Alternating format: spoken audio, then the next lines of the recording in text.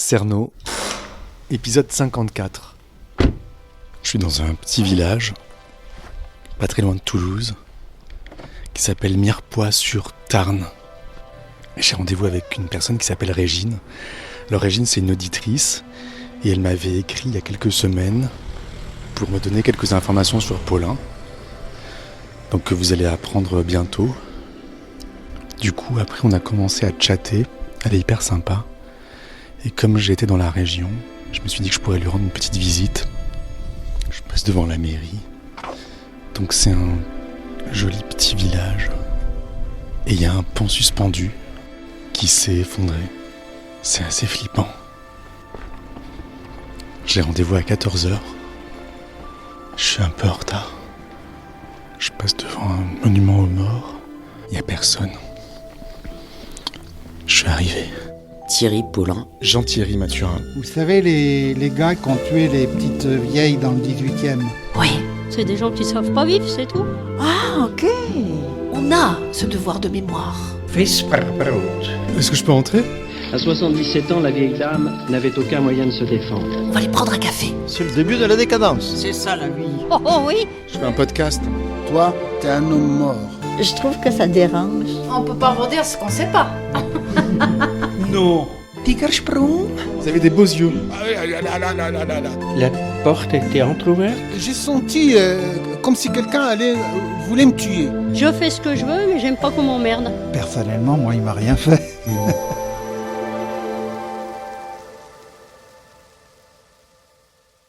« 3, 2, 1. Bonjour Régine. Oh, déjà ? Oui, j'ai toujours mon micro ouvert. D'accord, donc faut... Sérieux ? Ouais. Pardon de faire éruption avec mon micro comme ça. Et je comprends mieux les réflexions des gens que j'entendais dans les... Je comprends mieux maintenant. C'est-à-dire ? Quand, je sais pas, ils parlaient du micro, ou quand il y a quelqu'un qui a dit non, ça j'en veux pas. Oui, parfois je me suis fait jeter. Ouais, je comprends. Ouais. On n'a pas l'habitude de ça. Du micro, bah non. Ouais, ça fait drôle. Ouais. On s'y habitue. Tout. Tout. Ouais. J'enregistre tout. Ouais. Je vais faire le café. Et vous avez plein de chats ? J'en ai que 4. 4, c'est déjà pas mal. Petite tasse, grande tasse. Petite.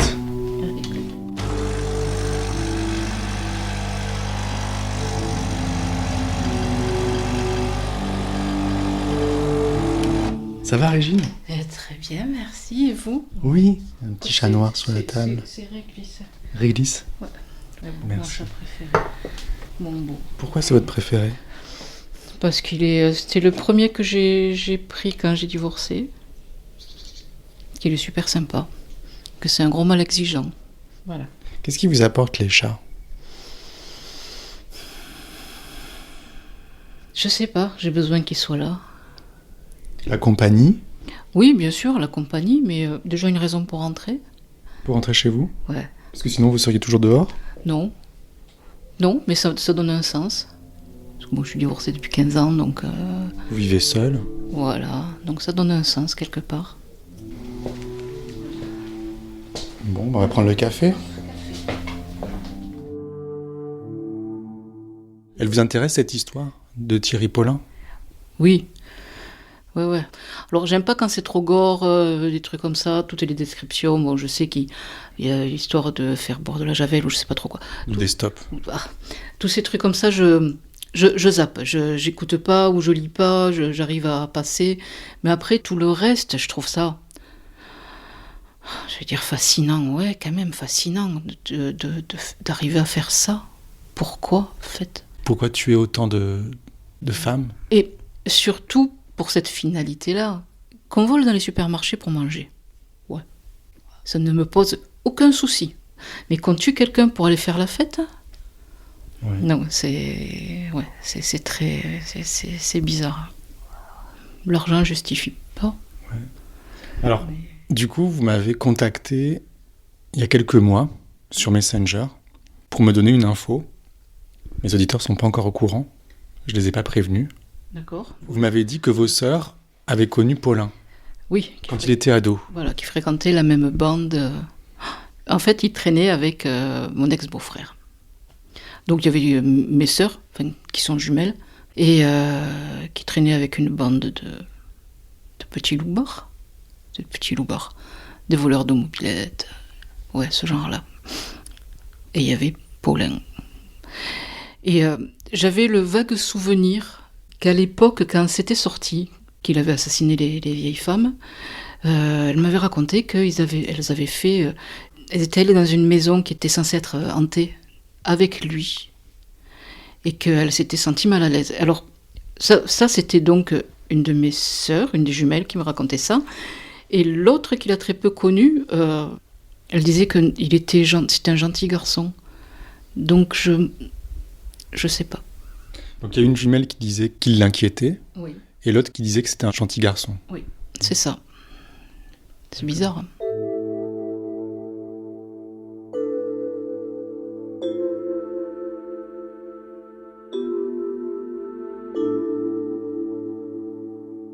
Donc c'était à Toulouse, Oui, dans le quartier des Fontaines, parce qu'il habitait là, adolescent, avec son père.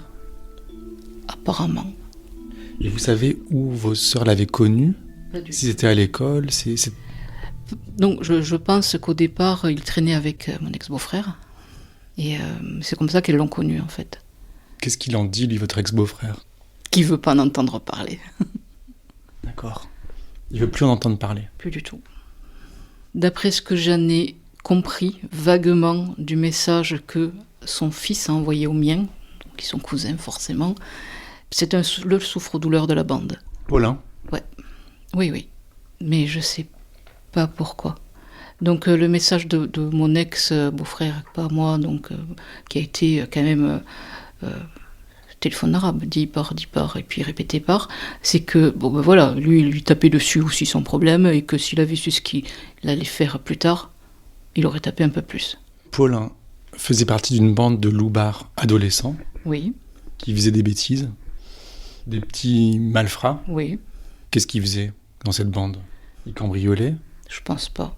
Il traînait habillé en cuir avec des chaînes. Il y en avait un qui était punk, qui découpait les poches arrière des jeans, qui avait rien dessous, histoire de faire parler. C'était une drôle d'époque. Mes sœurs elles avaient 14 ans à l'époque, donc elles traînaient avec cette bande. Et moi j'avais 4 ans de plus, donc j'avais presque 18 ans. Ça m'intéressait pas ce qu'elles faisaient, donc j'étais à côté.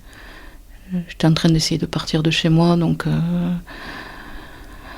Vous aviez 18 ans? Oui. Mais vous connaissiez quand même cette petite bande. Vous la voyez de loin? Oui, c'est ça. À l'époque, là où on habitait, c'était rue Millès, on habitait au premier étage. Donc mes sœurs avaient... il y avait 3 chambres, j'étais là, la chambre du milieu, où il y avait les jumelles qui ont dormi toute leur enfance ensemble. Et... ils venaient sous les fenêtres pour les appeler. Ils savaient bien qu'elles n'allaient pas sortir. Et il y en a un qui a réussi à grimper dans la chambre par la fenêtre. Je ne sais pas comment. Mais bon, à cet âge-là, on se débrouille. Et ma mère, à l'époque, avait un ami. Et cet ami qui entend du bruit comme ça, il rentre dans la chambre comme un fou furieux en disant « Partez de là !» en criant par la fenêtre « Partez de là, parce que j'ai un fusil, je vais vous tirer dessus et tout. » Et mes sœurs étaient couchées, elles faisaient les innocentes. Et il y avait un de ceux de la bande qui était sous le lit d'une. Il tremblait tellement que les chaînes de son blouson tapaient sur le matelas qui était métallique et ça faisait du bruit. Et ma sœur avait juste peur que l'autre fou furieux entende ça. Que le beau-père, que l'ami de votre mère entende ça. Quoi. C'est ça. C'était marrant. Et alors, du coup, votre beau-frère dit que Paulin se prenait des baffes. Ouais. C'était le souffre-douleur. Ouais. Vous savez pourquoi? Non. Pas du tout. Puis alors, vu que je peux pas en parler... Comment ça, vous pouvez pas en parler? Bon, alors, ma sœur qui est disposée à en parler, elle sait pas plus, elle a vu très peu. Mais elle faisait partie de la bande. Elle faisait partie de la bande, ouais. Mais est-ce qu'il venait à un autre moment? Je sais pas. Elle pourrait me parler de la bande, votre sœur. Alors le truc, je lui ai dit, tu sais, mercredi, je déplaçais les chantiers parce que tac, et tel, il vient et tout. Et elle m'a dit, surtout, je te préviens, tu lui donnes pas mon numéro de téléphone. Ah ouais. Elle veut pas me voir, votre sœur. Voilà. Pourquoi? Non, elle veut pas, ça l'intéresse pas, ça fait partie du passé, elle a pas du tout envie de... Elle a pas envie. C'est bête, hein? Ouais, c'est bête. Hein. En fait, moi, j'ai un trou noir. Je sais pas du tout ce que faisait Paulin quand il est arrivé de Martinique en France. Il est arrivé à Toulouse. Ouais. Je sais pas du tout ce qu'il a fait jusqu'à son départ à Paris. Et du coup, c'est précieux ce que vous me dites. Et je me dis, ce garçon était mal aimé déjà en Martinique, probablement par sa mère un peu délaissée. Ouais. Il arrive en France, dans la famille de son père. Apparemment, il ne trouvait pas bien sa place dans la famille. Ouais. Et même parmi sa bande d'amis, apparemment, c'était un souffre-douleur. Ouais, c'est triste. C'est triste. Ouais, très très triste.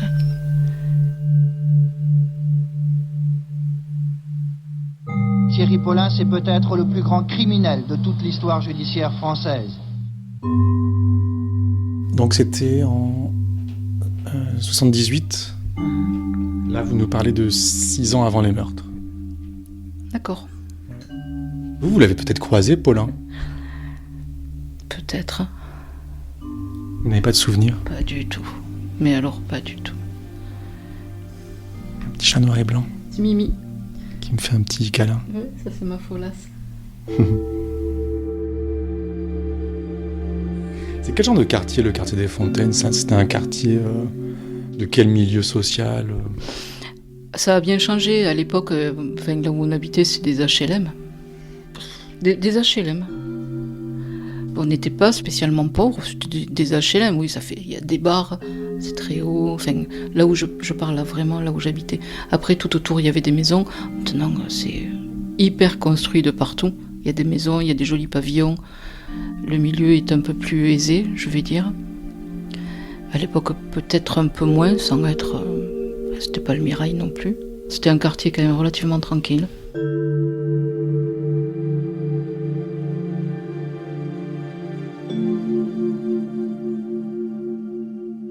Qu'est-ce que vous faites comme travail ? Je suis peintre en bâtiment. C'est vrai ?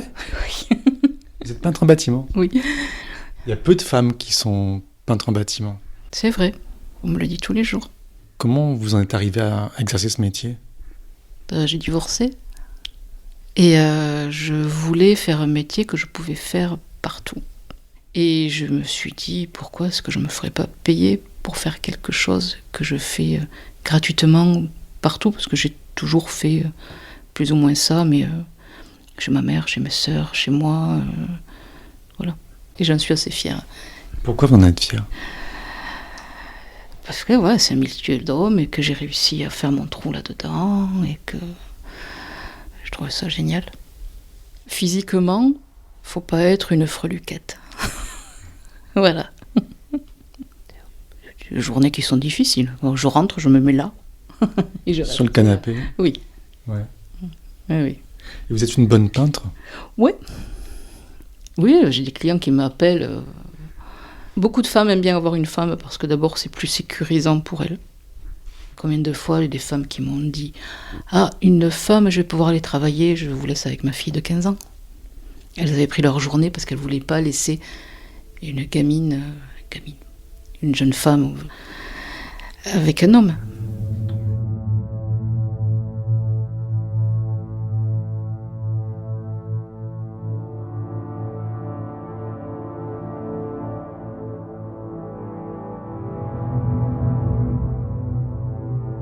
Donc vous avez divorcé il y a 15 ans, oui. Et vous vous êtes retrouvée toute seule, avec un ou plusieurs enfants à charge, j'imagine ? Avec mon plus jeune fils, puisque l'aîné était parti à l'armée. Vous êtes retrouvée sans argent ? Bah si, avec le RMI. J'avais combien ? 400 €. Ouais, quand j'y pense. Et je me dis, mais comment t'as fait ? Toute seule avec un enfant de 14 ans et le RMI ? Oui. Oui. Donc il fallait trouver une solution pour travailler. Bon, après, je faisais plein de petits boulots. Hein. J'ai fait les vendanges, j'ai ramassé le muscat pour la clairette de Die, des kiwis, les noix, plein de trucs. Comme ça, j'étais en intérim. Voilà, je faisais plein de petits boulots. J'y arrivais. Enfin, j'y suis arrivée. Quand vous étiez mariée, vous viviez où ? Dans la Drôme. Et qu'est-ce qui s'est passé ? Du classique. Le classique, c'est qu'il est parti ? Ah non, c'est moi qui suis partie. Ah, ok. Alors, c'était un gros menteur. Je peux pas dire mythomane parce que mythomane c'est pathologique, donc là c'est un gros menteur et un trompeur. Donc voilà, il y a eu la fois de trop. Et voilà. Enfin, il y a un moment où on se rend compte que ça suffit et on n'a pas le choix. On fait les choses parce qu'on n'a pas le choix. Psychologiquement, c'est plus possible. J'ai retrouvé mon caractère. Ce qui est très très bizarre, c'est que j'ai l'impression, moi, pendant des années, je suis restée 23 ans avec votre mari. Oui. J'avais tellement l'impression de m'être éteinte, petit à petit. C'était manipulateur. Enfin, je veux dire, il avait le complet question. Et donc, je me suis éteinte. Et quand j'ai divorcé, alors je suis partie en live au début. C'est-à-dire ? De la picole, faire la fête. Je sortais en boîte 3 ou 4 fois par semaine. Voilà, j'ai rattrapé le temps perdu au point de vue homme, parce que moi, j'ai été fidèle pendant 23 ans. Ouais, c'était... je suis partie en live. Pourquoi vous dites ça ? Vous avez rattrapé le temps perdu. Voilà. Est-ce que vous aviez une quarantaine d'années ? 45. J'ai rencontré mon ex-mari, j'avais 18 ans, donc je me suis mariée à 19. C'est trop jeune. Quelle horreur. Oui.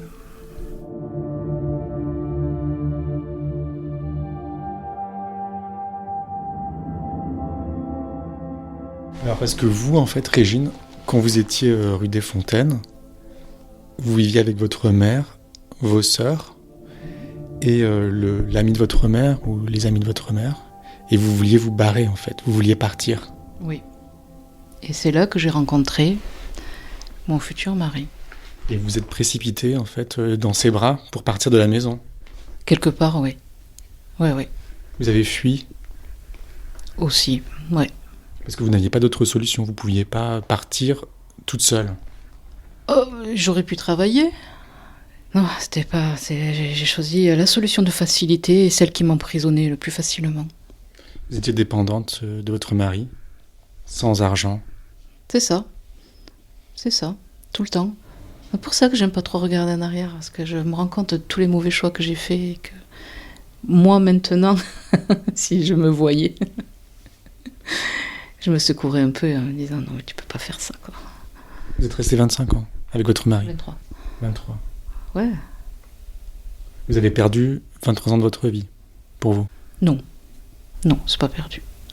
Non, j'ai mes fils. Ah, ils sont en photo derrière. Ah, c'est des baraques. Oui. Oui. Ils vous soutiennent ? Oui. Ah oui. Ah oui. Ma vie me plaît, elle me convient. Là, vous êtes dans une maison, dans ce petit village, avec vos 4 chats, votre petit jardin, et vous êtes bien ? Oui. Tout à fait. Alors, qu'est-ce qui est le plus important pour vous dans la vie ? Quelle question. Et comment on peut répondre à ça ? Qu'est-ce qui est le plus important pour moi dans la vie ?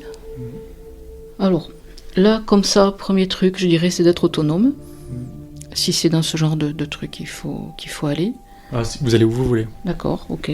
C'est d'être autonome, même en sachant que c'est une situation qui ne durera pas. L'autonomie ? Ouais. Parce que je n'aurai pas de retraite et qu'il y a un moment où financièrement je vais me retrouver avec une misère et qu'à ce moment-là il va falloir que j'arrive à composer avec j'en sais rien. Et voilà, c'est pour ça que c'est important d'être autonome. Ouais, c'est important de dire ça en fait. Oui, mais j'aurais dû le savoir plus tôt. Vous n'êtes pas rendu compte ? Non, pas du tout.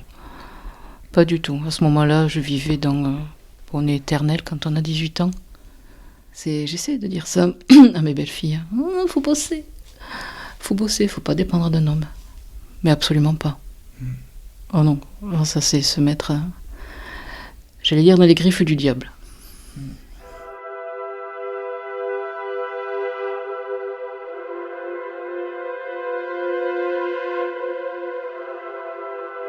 Vous avez un tatouage dans le cou, ça représente un feuillage.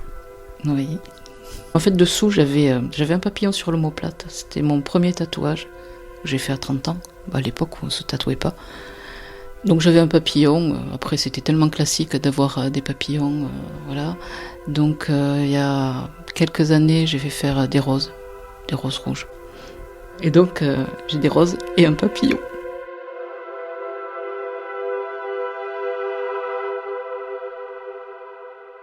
Donc en fait, vous parliez un peu du milieu tout à l'heure, du milieu dans lequel vous étiez à Toulouse, quand vous étiez adolescente. Vos sœurs étaient c'était l'époque un peu punk, etc. Oui. Vous n'avez pas participé à ce mouvement-là? Pas du tout. Non. Et vos sœurs, oui? Oui. Vos sœurs étaient punk? Les sœurs se baladaient en blouson en cuir avec des chaînes et elles sortaient avec des punks. Donc, Est-ce que c'était pour dire merde, pour sortir un peu du milieu familial? c'est possible. Ouais. J'ai jamais vraiment réfléchi à ça. Parce que je me dis que peut-être que pour Paulin, c'était ça. Oui. Ouais. Parce qu'au niveau familial, ouais, c'était pas... Vous étiez dans une famille, on peut dire, recomposée? Même pas. Votre mère vivait avec un homme qui n'était pas votre père? Voilà. Parce que votre père était mort? Oui, quand j'avais 14 ans. Donc elle s'est mise avec lui assez rapidement après. Ce type qui était un peu violent, d'après ce que vous décrivez? Oh, c'est un ancien légionnaire qui était alcoolo aussi. Et visiblement très amateur de petites filles.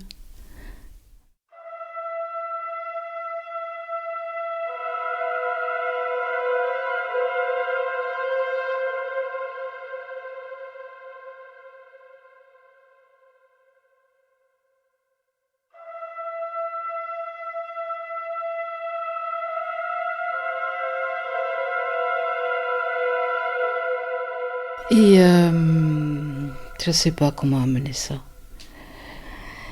Et voilà, donc il a eu des gestes déplacés. Et je lui ai dit à ma mère. Et j'ai pris une baffe.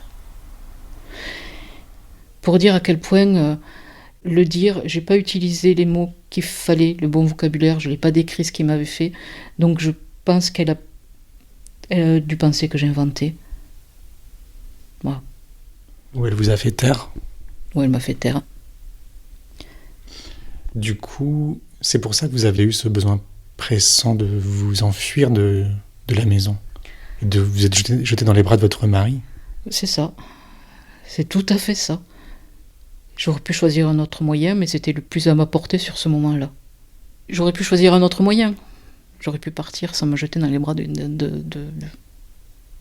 bras. Mm. J'aurais pu utiliser les miens. Mm. Par contre, c'est vrai qu'il y a des séquelles, ça c'est clair. Que manque de confiance, c'est une certaine défiance par rapport aux hommes pendant des années. Avec l'âge, ça va mieux. Parce que j'ai vieilli.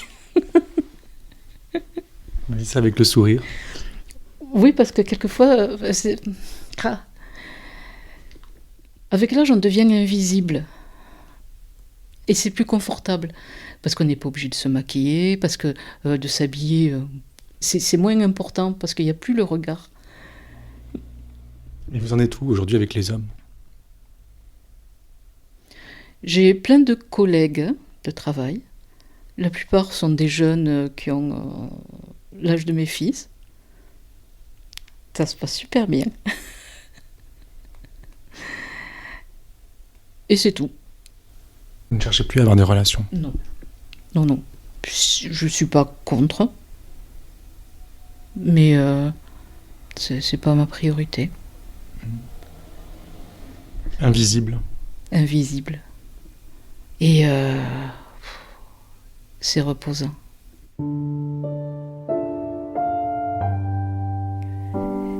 Mais on ne se rend pas compte le nombre de chacals qu'il peut y avoir. Et ça impacte vraiment... ça a impacté ma vie quand même. Ouais.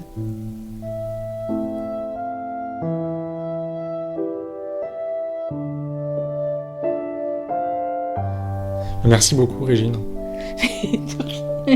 Oui, tout le plaisir a été pour moi.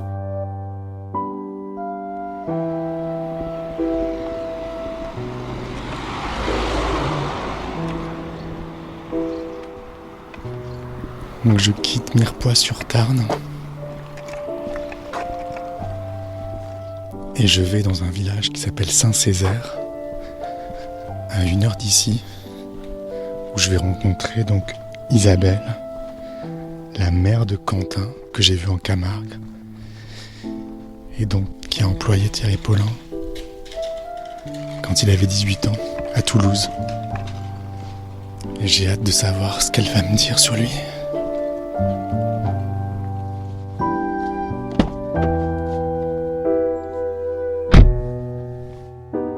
À suivre. Françoise! Chères auditrices et auditeurs, pour soutenir Cerno, vous avez 2 possibilités. Participez sur patreon.com/Cerno ou, si vous ne pouvez pas, abonnez-vous sur votre appli, mettez 5 étoiles sur Apple Podcast, éventuellement laissez un petit commentaire et partagez Cerno au maximum sur vos réseaux sociaux. Ça n'a l'air de rien, mais c'est très important pour moi et pour la longévité du podcast. Merci beaucoup, à dimanche prochain, et d'ici là, ne laissez pas traîner vos grands-mères.